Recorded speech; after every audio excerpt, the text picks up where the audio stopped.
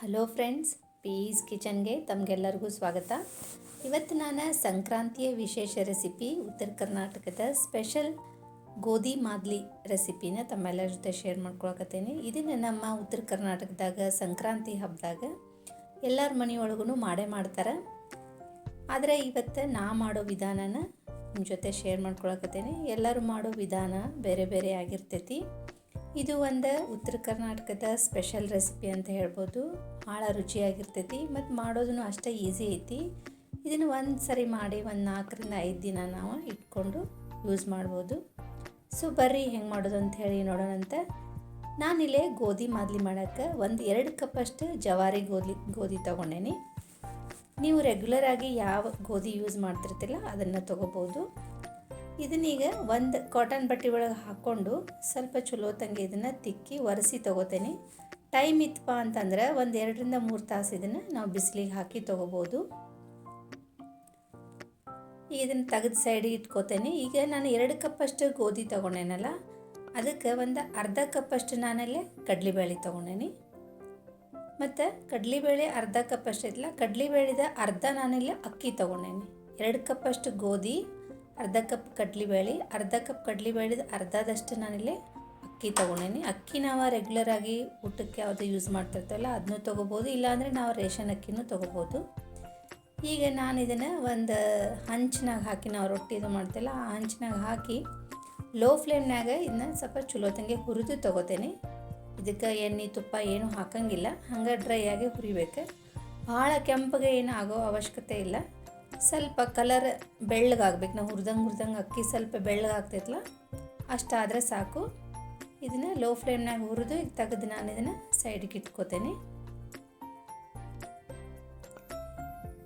ಈಗ ಇದೇ ತವಾಗನ ನಾನು ಕಡಲೆಬೇಳೆನೂ ಹಾಕ್ಕೊಂಡು ಇದನ್ನು ಅಷ್ಟೇ ಲೋ ಫ್ಲೇಮ್ನಾಗನ ಇದನ್ನು ಸ್ವಲ್ಪ ಚಲೋ ತಂಗೆ ಹುರಿದು ತಗೋಬೇಕು. ಇದು ಕೆಂಪಗೆ ಏನು ಆಗೋದು ಬೇಡ.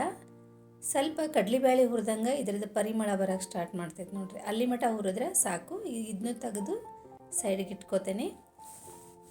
ಈಗ ಇದನ್ನು ಗೋಧಿಗೆ ಅಕ್ಕಿ ಮತ್ತು ಕಡಲೆಬೇಳೆ ಹುರಿದಿದ್ದು ಮಿಕ್ಸ್ ಮಾಡಿ ಇಟ್ಕೋತೇನೆ. ಈಗ ಸ್ವಲ್ಪ ಬಿಸಿ ಐತಿ ಅಕ್ಕಿ ಮತ್ತು ಕಡಲೆಬೇಳೆ. ಈಗ ಇದೊಂದು ಸ್ವಲ್ಪ ತಣ್ಣಗಾಗಬೇಕು. ಅಲ್ಲಿ ಮಟ ನಾನೀಗ 1 ಟೇಬಲ್ ಸ್ಪೂನಷ್ಟು ಎಳ್ಳು ತೊಗೊಂಡೇನಿ. ಎಳ್ಳನ್ನು ಸ್ವಲ್ಪ ಚಟಪಟ ಅನ್ನೋ ಮಟ ಹುರಿದು ತೆಗೆದು ಸೈಡಿಗೆ ಇಟ್ಕೋತೇನೆ. ಆಮೇಲೆ ಒಂದು ಅರ್ಧ ಟೀ ಸ್ಪೂನಷ್ಟು ಬಡೆ ಸೊಪ್ಪು ಅಂತೆಲ್ಲ ಸೋಂಪು ಕಾಳು, ಅದನ್ನು ಸ್ವಲ್ಪ ಬಿಸಿ ಮಾಡಿ ತೊಗೊಂಡ್ರೆ ಸಾಕು, ಭಾಳ ಹುರಿಯೋ ಅವಶ್ಯಕತೆ ಏನಿರಂಗಿಲ್ಲ.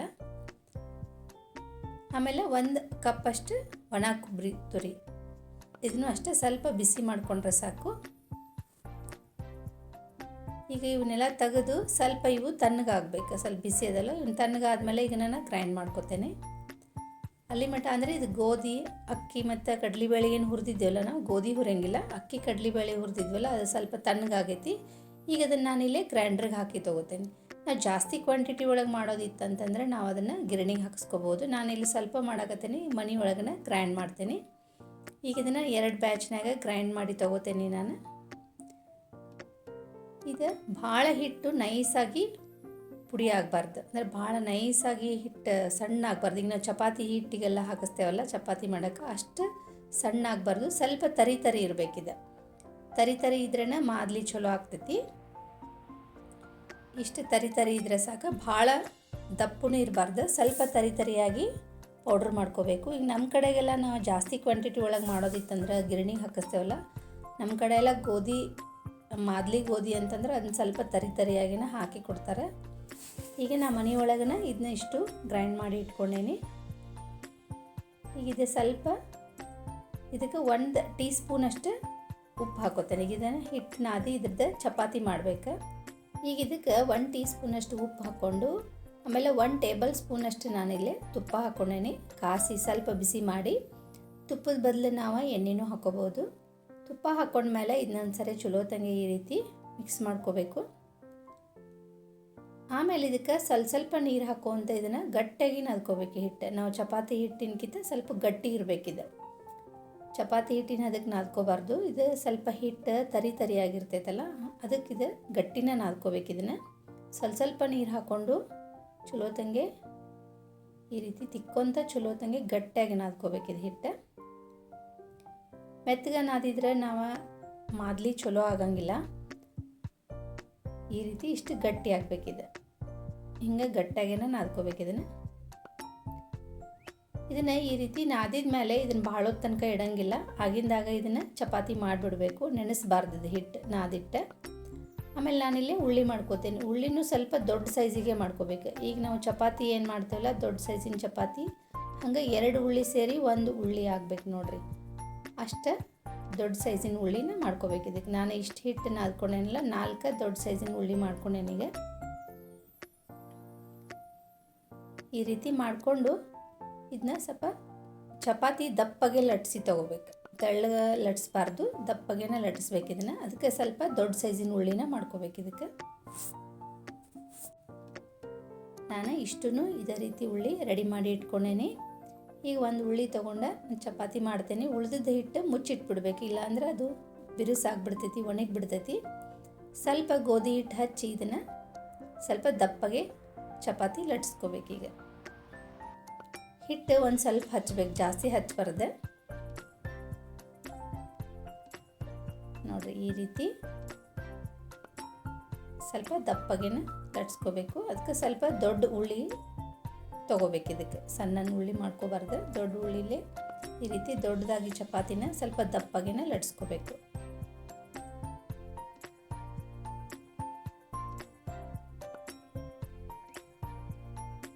ನೋಡಿರಿ, ಇಷ್ಟು ದಪ್ಪಿದ್ರೆ ಸಾಕು.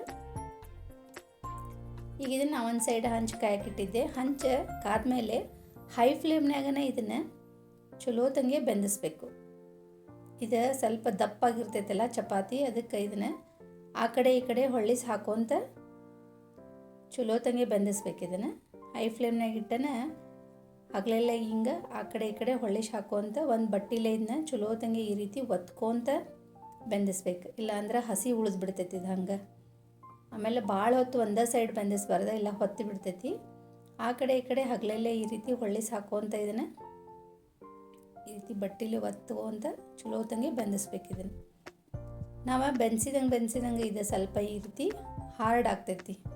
ಯಾಕಂದ್ರೆ ಇದು ಸ್ವಲ್ಪ ಹಿಟ್ಟು ತರಿಯಾಗಿರ್ತೈತಿ, ಮತ್ತು ನಾವು ಇದನ್ನು ಗಟ್ಟಿಯಾಗಿ ನಾದ್ಕೊಂಡಿರ್ತೇವಲ್ಲ, ಈ ರೀತಿ ಸ್ವಲ್ಪ ಹಾರ್ಡ್ ಆಗ್ತೈತಿ. ಅಲ್ಲಿ ಮಟನೂ ನಾವು ಇದನ್ನು ಚಲೋ ತಂಗೆ ಈ ರೀತಿ ಒತ್ಕೊಂತನೇ ಬೆಂದಿಸ್ಬೇಕು. ನೋಡಿರಿ, ಹಿಂಗೆ ಆಗ್ತೈತಿದೆ. ಹಂಗಾದ್ರೆ ಹೆಂಗಿದ್ರು ನಾವು ಇದನ್ನು ಮುರಿದು ಮತ್ತು ಮಿಕ್ಸಿ ಗ್ರೈಂಡ್ರಿಗೆ ಹಾಕೋದಿರ್ತೈತಲ್ಲ. ನಾನು ಇಷ್ಟು ರೊಟ್ಟಿನೂ ಮಾಡಿ ಇಟ್ಕೊಂಡೇನೀಗ. ನಮ್ಮ ಕಡೆ ಎಲ್ಲ ಮಾದಲಿ ರೊಟ್ಟಿನ ಅಂತೇಳಿ ಇದಕ್ಕೆ. ಈಗ ಇದನ್ನು ನಾನು ಗ್ರೈಂಡ್ರಿಗೆ ಹಾಕಿ ತೊಗೋತೇನೆ. ಗ್ರೈಂಡ್ರಿಗೆ ಹಾಕಿ ಪುಡಿ ಮಾಡಿ ತೊಗೋತೇನೆ. ಮೊದಲೆಲ್ಲ ಆದರೆ ಇದನ್ನು ಒಳ್ಳೊಳಗೆ ಕುಟ್ತಿದ್ರು, ಇಲ್ಲ ಕೈಲೇನೆ ತಿಕ್ಕಿ ಸಣ್ಣ ಮಾಡ್ತಿದ್ರು. ಈಗೆಲ್ಲ ಮಿಕ್ಸಿ ಜಾರ್ ಬಂದೈತಿ, ಮಿಕ್ಸಿಗೆ ಹಾಕ್ಕೊಂಡು ಈಸಿಯಾಗಿ ನಾವು ಈ ರೀತಿ ಪುಡಿ ಮಾಡ್ಕೋಬೋದು. ನೋಡಿರಿ, ಇದನ್ನು ಮಿಕ್ಸರಿಗೆ ಹಾಕ್ಕೊಂಡ್ಮೇಲೆ ಈ ರೀತಿ ತರಿ ಆಗ್ತೈತಿ. ಇದು ಹಿಂಗಾತಂದ್ರೆ ಮಾದಲಿ ಭಾಳ ಚಲೋ ಆಗ್ತೈತಿ. ಅದಕ್ಕೆ ಹಿಟ್ಟು ಇದನ್ನು ನಾವು ಏನು ಮಿಕ್ಸಿ ಜಾರಿಗೆ ಹಿಟ್ಟು ಹಾಕೋತಿರ್ತೇವಲ್ಲ ಗೋಧಿನ, ಅವಾಗ ಸ್ವಲ್ಪ ಇದು ತರಿಯಾಗಿತ್ತಂದ್ರೆ ಈ ರೀತಿ ಉದುರಾಗಿ ಮಾದಲಿ ಚಲೋ ತಂಗೆ ಆಗ್ತೈತಿ. ನಾ ಇಷ್ಟೂ ಇದೇ ರೀತಿ ಮಿಕ್ಸಿ ಜಾರಿಗೆ ಹಾಕ್ಕೊಂಡ್ಮೇಲೆ ಇದನ್ನು ಚಲೋ ತಂಗೆ ಒಂದ್ಸರಿ ಎಲ್ಲನೂ ಮಿಕ್ಸ್ ಮಾಡ್ಕೋಬೇಕು. ಇದು ಈಗ ಬಿಸಿ ಐತಿ. ಇದಕ್ಕೆ ಬೆಲ್ಲ ಮಿಕ್ಸ್ ಮಾಡಿದ್ವಂದ್ರೆ ಬೆಲ್ಲ ನೀರು ಹೊಡೆದು ಬಿಡ್ತೈತಿ. ಅದಕ್ಕೆ ಪೂರ್ತಿ ತಣ್ಣಗಾದ್ಮೇಲೆ ಇದಕ್ಕೆ ಬೆಲ್ಲ ಮಿಕ್ಸ್ ಮಾಡ್ಕೋಬೇಕು. ಈಗ ಕೊಬ್ಬರಿ ಮತ್ತು ಎಳ್ಳು ತಣ್ಣಗಾಗ್ಯಾವ. ಈಗ ಇವನ್ನ ಸ್ವಲ್ಪ ಮಿಕ್ಸಿ ಜಾರಿಗೆ ಹಾಕಿ ತೊಗೋತೇನೆ. ಇದು ಪೂರ್ತಿ ನೈಸಾಗಿ ಪೌಡ್ರ್ ಮಾಡಬಾರ್ದು.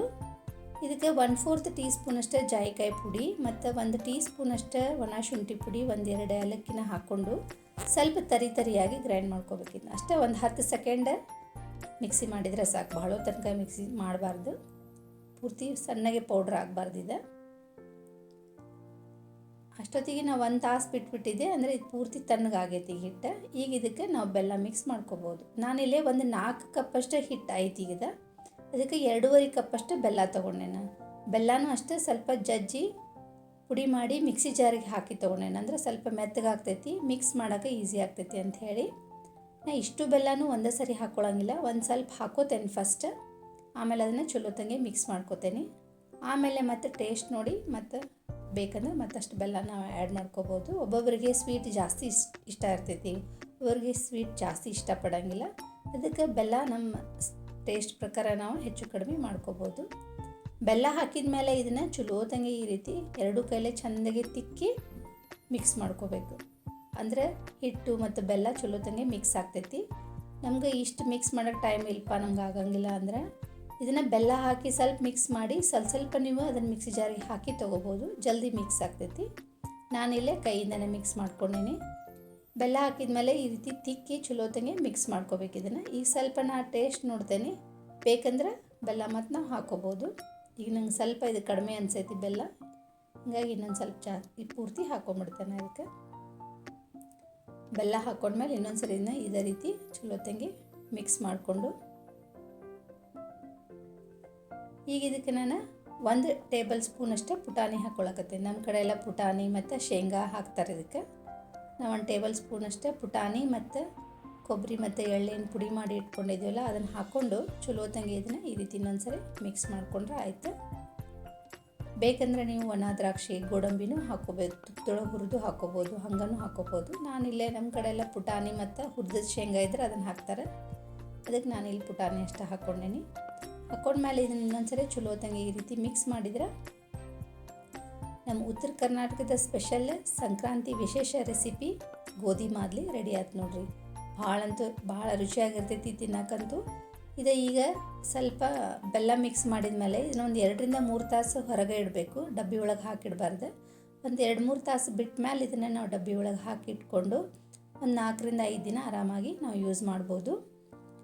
ಮತ್ತು ತಿನ್ನೋಕ್ಕೂ ಅಷ್ಟೇ ರುಚಿಯಾಗಿರ್ತೈತಿ, ಮತ್ತು ಇದೊಂದು ಹೆಲ್ದಿ ಫುಡ್ ಅಂತ ಹೇಳ್ಬೋದು. ಈ ಸತಿ ಸಂಕ್ರಾಂತಿಗೆ ನೀವು ಈ ರೆಸಿಪಿನ ಟ್ರೈ ಮಾಡಿರಿ. ನೀವು ಈ ರೆಸಿಪಿನ ಟ್ರೈ ಮಾಡಿದ್ರಂದರೆ ನಿಮ್ಗೆ ಇದರ ರುಚಿ ಹೆಂಗೆ ಅನ್ನಿಸ್ತು ಅಂತ ನಂಗೆ ಕಮೆಂಟ್ ಮಾಡಿ ತಿಳಿಸೋದು ಮಾತ್ರ ಮರಿಬೇಡ್ರಿ. ಈ ರೆಸಿಪಿ ನಿಮ್ಗೆ ಇಷ್ಟ ಆಗಿದ್ದರೆ ಈ ವಿಡಿಯೋಗೆ ಒಂದು ಲೈಕ್ ಮಾಡಿರಿ, ಈ ವಿಡಿಯೋನ ಆದಷ್ಟು ಶೇರ್ ಮಾಡಿರಿ. ಇನ್ನಷ್ಟು ಹೆಚ್ಚಿನ ರೆಸಿಪಿಗಳಿಗಾಗಿ ಚಾನಲ್ನ ಸಬ್ಸ್ಕ್ರೈಬ್ ಮಾಡೋದನ್ನು ಮಾತ್ರ ಮರಿಬೇಡ್ರಿ. Thank you.